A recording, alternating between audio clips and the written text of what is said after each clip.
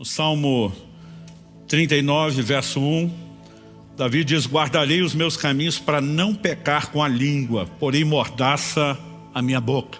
Apresentamos no primeiro domingo a ideia de que o profeta Isaías, no capítulo 6 do seu livro, quando ele tem a visão, não apenas da grandeza, da majestade de Deus, mas uma revelação profunda, poderosa da santidade de Deus, como contraste, ele percebe não apenas os seus pecados no sentido genérico, plural, mas ele tem uma percepção profunda de um tipo de pecado, de um departamento específico, os pecados da língua, como nós estamos chamando. Ele diz: eu sou um homem de lábios impuros e habito no meio de um povo de impuros lábios. Quando o anjo pega uma brasa do altar com a pinça, toca a boca dele e diz: tua iniquidade foi tirada, o teu pecado perdoado, significa que esses lábios impuros eram justamente pecados cometidos nessa área. Então, a partir disso, mostramos que o propósito de Deus em expor esses pecados não é colocar nenhum de nós debaixo de reprovação, culpa ou condenação, mas muito mais do que perdoar o profeta era santificá-lo, era prepará-lo para algo maior. Esse homem que se reconhece um pecador com a sua boca, viria a se tornar um dos maiores profetas, não só do Antigo Testamento, mas de toda a história da humanidade. Ninguém falou a respeito do Messias como Isaías. E aquela mesma boca que prestou o desserviço de cometer pecados, ela viria a ser purificada, santificada para um uso sublime. E começamos a trabalhar aqui uma ideia e um conceito, porque durante o último período, os 40 dias de oração e jejum, no meu clamor pela igreja, por rompimento espiritual, por avanço, na expectativa de que a gente pudesse soltar e ter 3 mensagens de avivamento, o Senhor falou comigo e disse que quer ajudar a igreja. Vamos mexer numa coisa que está emperrando a vida de muita gente. Então nós começamos a trabalhar essa ideia. E no primeiro domingo eu falei de 2 tipos de pecados específicos da língua: murmuração e insultos, ou palavrão, a tal da boca suja. Falamos no domingo passado sobre maledicência e fofoca. E hoje eu quero conversar com vocês a respeito de mentira e calúnia. Todo início de mensagem eu tenho trazido também alguns textos que falam sobre a importância de controle nessa área, nesse departamento da língua. Em Tiago, no capítulo 1, no verso 26, a Bíblia diz: se alguém supõe ser religioso, mas não refreia a sua língua, está enganando a si mesmo, a sua religião é vã. Ou seja, nós não podemos achar que o assunto que estamos abordando seja algo sem importância, que não haja seriedade, que não haja gravidade na prática desses pecados, a ponto da Bíblia dizer: se você não refreia a sua língua, sua religião é vã. Então, nós precisamos permitir que a nossa língua, como todas as outras áreas da nossa vida, também se converta. E hoje eu quero tomar como ponto de partida da mensagem de hoje, Colossenses capítulo 3, versículos 9 e 10. O texto diz assim: não mintam uns aos outros, uma vez que vocês se despiram da velha natureza com as suas práticas e se revestiram da nova natureza, que se renova para o pleno conhecimento, segundo a imagem daquele que o criou.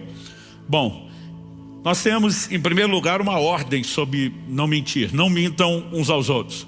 Mas há um argumento que sustenta a razão pela qual eu e você não podemos mentir, E ele fala da experiência do novo nascimento, que envolve, a regeneração envolve mudança de natureza. Em 2 de Pedro, capítulo 1, verso 4, a Bíblia diz: para que vos torneis participantes da natureza divina.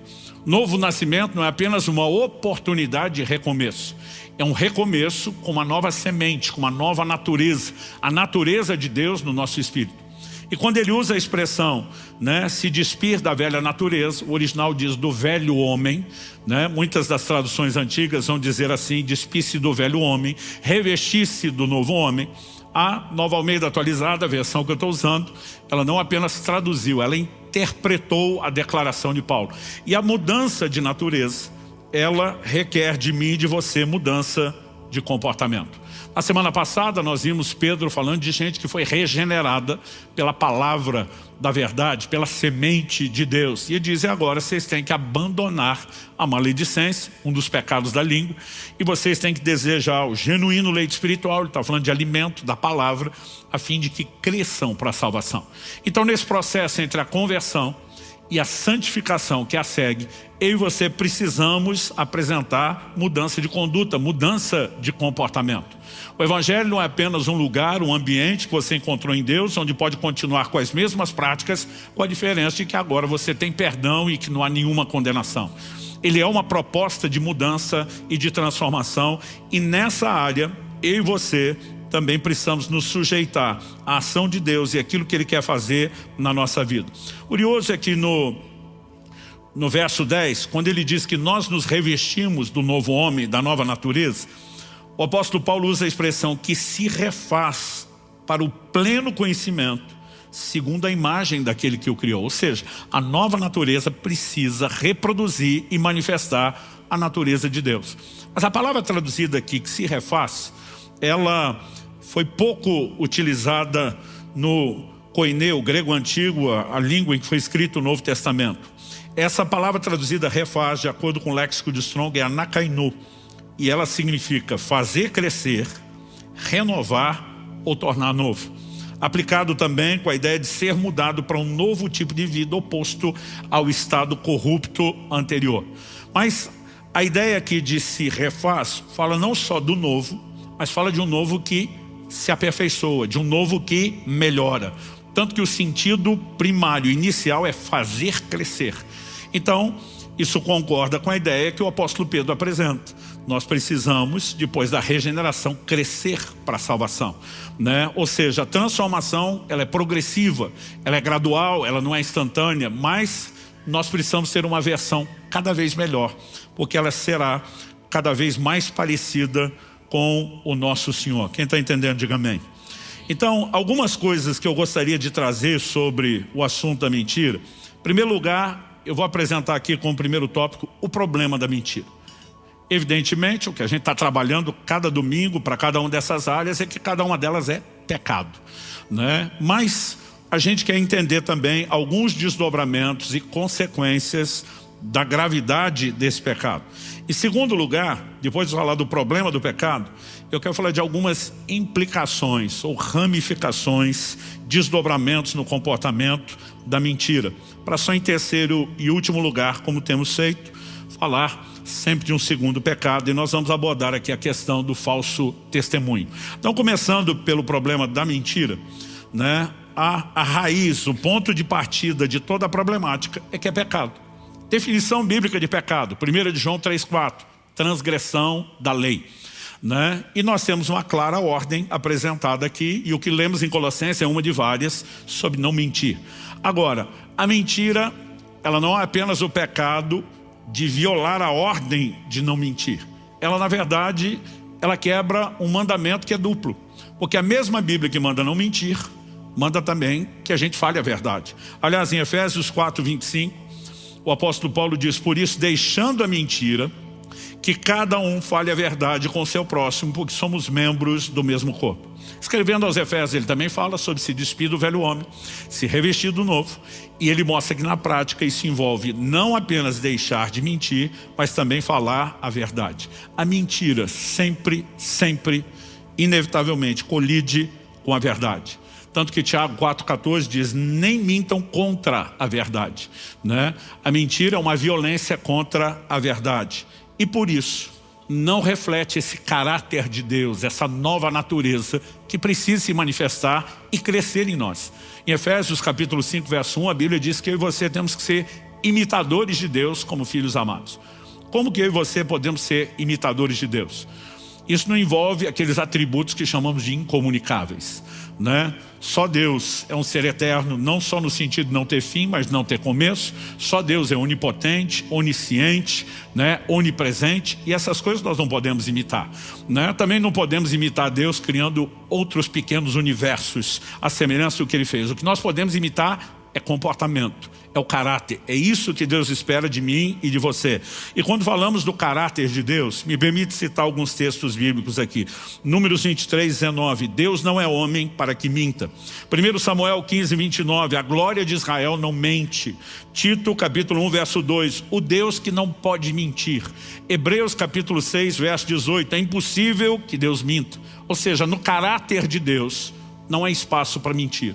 Como veremos daqui a pouco, isso na verdade é o caráter do diabo, de Satanás, né? Não o de Deus. Então, quando nós, além de quebrarmos o mandamento de Deus, o que vai trazer consequências, nós precisamos entender que isso nos impede de cumprir a missão de refletir o caráter de Deus e nos priva da presença de Deus.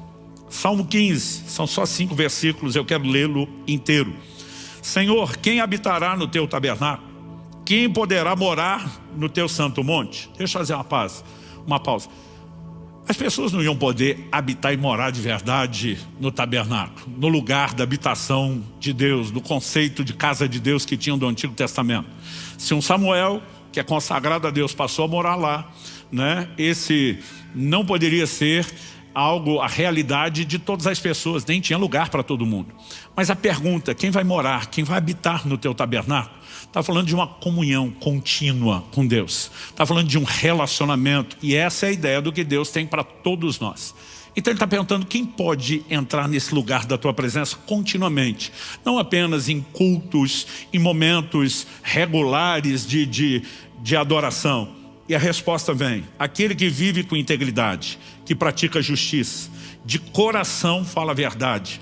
Aquele que não difama com a sua língua, não faz mal ao próximo, nem lança injúria contra o seu vizinho. Aquele que a seus olhos tem por desprezível ao que merece reprovação, mas honra os que temem o Senhor. Aquele que jura e cumpre o que prometeu, mesmo com prejuízo próprio. Aquele que não empresta seu dinheiro com usura, nem aceita suborno contra o inocente. Quem age assim não será jamais abalado. Essa lista de características daqueles que vão poder entrar no lugar da comunhão, da intimidade com Deus, você percebeu quantas vezes pecados relacionados com a língua são mencionados?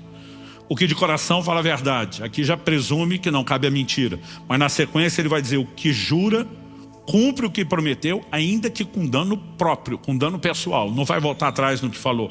O que não difama com a sua língua, não comete maledicência, como falamos na semana passada, o que não lança injúria contra o seu vizinho, calúnia, falso testemunho, né?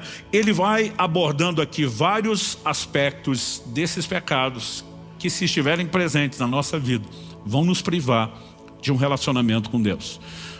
Isaías 59 diz que as nossas iniquidades fazem separação entre nós e o nosso Deus, todas elas, mas sempre, à medida que a gente vai olhando, estudando as Escrituras, o lugar, o peso de seriedade, gravidade que os pecados da língua têm, não podem ser ignorados. Eu já vi muito pregador dizer: não tem diferença de pecadinho e pecadão, no sentido de separar o homem de Deus, né, de condenação eterna, não. Mas de gravidade de consequência, evidentemente que isso é inegável. Então, por exemplo, o Senhor Jesus mesmo disse a Pilatos: quem me entregou a ti, maior pecado tem. Quando ele usa a expressão maior pecado, não dá para dizer que tudo é igual. Quando a Bíblia diz lá em 1 Samuel 2 que os filhos de Eli, que o pecado que eles cometiam contra o Senhor era grande, não dá para dizer que é tudo igual no sentido de consequência. Alguns aspectos onde você pode dizer existe uma gravidade, né? Existe consequências diferenciadas, e sempre que falamos dos pecados da língua, eles estão arrolados nas Escrituras entre aquilo que a gente pode dizer que são as piores categorias de pecado. A advertência feita por Jesus também sobre aqueles que não cumprem o que falam. Em Mateus 5,37, depois nós vamos ler esse texto no contexto mais abrangente, mas Jesus diz que a palavra de vocês seja sim, sim, não, não. E diz: o que passar disso vem do maligno. Então vamos olhar para a seriedade do assunto. A mentira é obra do diabo e a advertência bíblica é clara. Efésios 4,27 diz: não deis lugar ao diabo. Né? Quando eu e você cedemos espaço para a prática da mentira nas nossas vidas, nós estamos desconectando de Deus, da expressão do seu caráter, estamos abrindo espaço para a atuação maligna. Pastor, não é exagero falar isso? Não. Em João 8,44, Jesus diz assim a alguns judeus dos seus dias: vocês são do diabo, que é o pai de vocês, e querem satisfazer os desejos dele. Ele foi assassino desde o princípio e jamais se firmou na verdade, porque nele não há verdade. Quando ele profere mentira, fala do que ele é próprio, porque é mentiroso e pai da mentira. Ou seja, se a verdade é a expressão do caráter de Deus, a mentira é a expressão do caráter de Satanás. E Jesus diz: quem mente está agradando o seu pai. A ideia de ser filho na Bíblia, né, fala não apenas de reproduzir a natureza, como também comportamento. Né? Nós não podemos ser inocentes a ponto de achar que a prática do pecado não nos expõe a influência maligna. Falei no primeiro domingo da série, citando o texto de Tiago, capítulo 3, repeti isso semana passada, né? Ele diz que a língua é inflamada pelo inferno. Ou seja, o reino das trevas tenta exercer influência naquilo que eu e você falamos. E pensa num reduto, num lugar de controle, né, que o reino das trevas vai disputar. Até porque Tiago diz, se não tropeçar nessa área, vai vencer nas outras. O que pressupõe, se falhou nessa área, vai desandar a maionese em todas as outras. Né? E nós precisamos reconhecer, a Bíblia fala de influência maligna. 1 Reis, capítulo 22, nos mostra que nos dias de Acabe, ele está para sair à guerra, ele reúne os profetas que estão todos, centenas deles, dizendo, pode ir à batalha, o Senhor está contigo, você vai vencer. O rei de Judá, que está junto com ele nessa campanha, está desconfiando daquilo tudo e diz, não tem nenhum outro profeta aqui que a gente possa consultar? Tem um, mas ele nunca fala o que eu quero ouvir. O rei de Judá, que era temente a Deus, diz, vamos chamar esse. E quando Micaías, o profeta Micaías é chamado e chega, olha o que ele diz. Eu vou ler dos versos 19 ao 23 de 1 Reis 22. Micaías prosseguiu, portanto ouça a palavra do Senhor. Viu o Senhor assentado no seu trono e todo o exército do céu estava junto dele, à sua direita e à sua esquerda. Deixa eu fazer uma pausa. Todo o exército do céu, uma referência aos seres angelicais. Mas quando a Bíblia diz à direita e à esquerda, o conceito que se repete ao longo de toda a Bíblia, recorrente, é grupo bom e grupo ruim. Quando Jesus fala do julgamento das nações, a Bíblia diz que ele vai colocar as ovelhas à direita, os cabritos para a esquerda. É sempre uma divisão que está sendo mencionada com propósito. Então ali você tem anjos eleitos e anjos caídos. Todo o exército do céu, à direita e à esquerda. Então o Senhor perguntou, quem enganará Acabe para que vá e seja morto em Ramote de Gileade? Um dizia uma coisa, outro dizia outra coisa. Então o espírito saiu, se apresentou diante do Senhor e disse, eu o enganarei. O Senhor perguntou como? Ele respondeu, sairei e serei um espírito mentiroso na boca de todos os profetas do rei. As traduções mais antigas dizem um espírito de mentira. Então o Senhor disse, você conseguirá enganá-lo, vá e faça assim. E agora eis que o Senhor pôs esse espírito mentiroso na boca de todos esses seus profetas, e o Senhor declarou que um mal vai lhe acontecer. Aquela é a batalha onde Acabe finalmente é morto, é julgado por todos os seus pecados, mas esse profeta tem uma visão clara e ele entende, né? Esse espírito de mentira, você pode ter certeza, não era do grupo dos bons, né? Mas Deus está expondo Acabe por todos os seus pecados, uma sentença e um juízo maligno. Né? Nós precisamos entender isso. Quando Saul é sentenciado e julgado por Deus, a Bíblia diz um espírito maligno da parte do Senhor.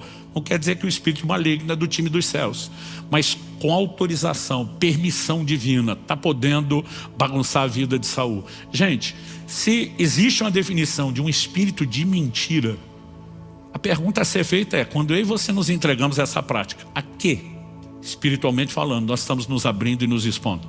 Qual tipo de influência? E a Bíblia é clara sobre não dar lugar ao diabo. Além de tudo isso, que acredito já é grave o suficiente, nós temos a condenação anunciada aos mentirosos, que é exatamente a mesma anunciada aos assassinos, aos imorais, aos idólatras. Apocalipse 21:8 diz, quanto porém aos covardes, aos incrédulos, aos abomináveis, aos assassinos, aos imorais, aos feiticeiros, aos idólatras e a todos os mentirosos, a parte que lhes cabe será no lago que está queimando com fogo e enxofre, a saber, a segunda morte. De vez em quando a gente repreende um crente ou outro e fala, não, mas é a mentirinha branca. Eu digo, vai nessa. Eu digo, mas vai sabendo para onde você está indo e qual que é o seu final e qual que é o seu destino. Não há como tentar ignorar, tapar o sol com a pena. Mas pastor, no mesmo peso de um assassino, há motivos para isso. Um deles é o que Tiago nos diz lá no capítulo 2, versos 10 e 11. Que a obediência à lei divina, ela não pode ser parcial. Não adianta obedecer numa área e tropeçar na outra.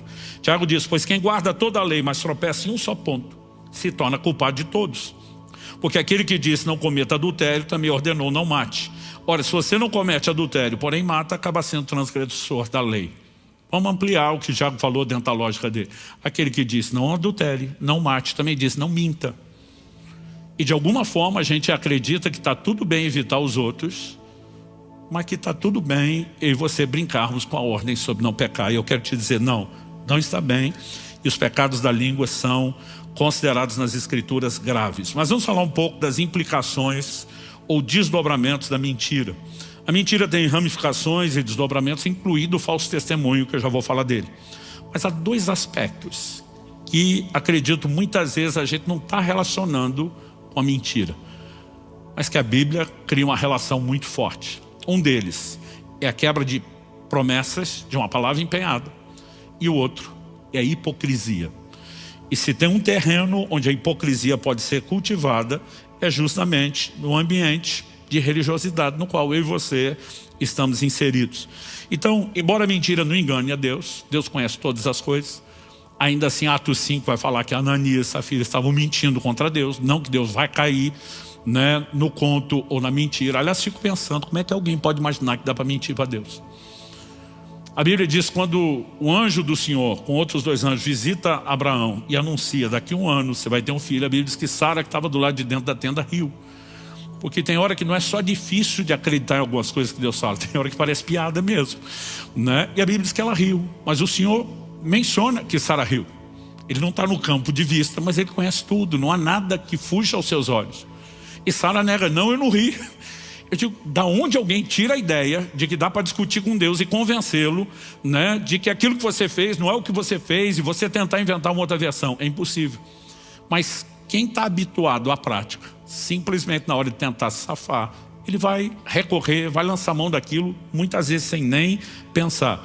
Mas, ainda que a mentira não engane a Deus, às vezes ela se mostra eficaz em enganar as pessoas. Mas eu costumo dizer, não por muito tempo. Porque o próprio Jesus disse, não há nada oculto que não há de ser descoberto. Mentira tem prazo de validade, gente. É só uma questão de tempo. Já dizia o ditado popular, por mera observação, constatação da realidade. A mentira tem pernas curtas, não vai muito longe. Em algum momento acaba sendo exposta, né? E Deus faz questão de trazer isso à tona. Mas vamos falar a respeito daquela advertência específica de Jesus sobre o sim e o não. Mateus 5, eu vou ler agora do 33 ao 37. Vocês também ouviram o que foi dito aos antigos. Aqui uma referência à lei de Moisés no Antigo Testamento. Não faça juramento falso, mas cumpra rigorosamente para com o Senhor o que você jurou. Eu, porém, lhes digo, a nova lei da nova aliança, não jurem de modo nenhum. Nem pelo céu, por ser o trono de Deus, nem pela terra, por ser estrado de seus pés, nem por Jerusalém, por ser a cidade do grande rei. Não jure pela sua cabeça, porque você não pode fazer com que um só cabelo fique branco ou preto. Que a palavra de vocês seja sim, sim, não, não. O que passar disso vem do maligno. Pastor, por que havia o juramento na antiguidade? Porque as pessoas queriam inspirar confiança. Juravam por algo maior, solene, sagrado, para dizer, eu não sou doido de brincar com aquilo que eu estou falando. Jesus está dizendo, lá atrás foi exigido que você cumprisse o juramento. Agora preste atenção, não é para jurar mais. Tudo que sair da sua boca tem que ter peso de juramento. Então não é para ninguém jurar. Se você falar sim, tem que ser sim. Se você falar não, tem que ser não. Eu já falei isso algumas vezes, vou repetir. Talvez o versículo da Bíblia que meus filhos mais ouviram dentro de casa enquanto crescia foi a declaração do Salmo 15, aquele que jura e com dano seu não muda. Falou, tem que cumprir. Não, mas é que eu dizia, não é mais, é uma questão de caráter. Você falou, tem que sustentar.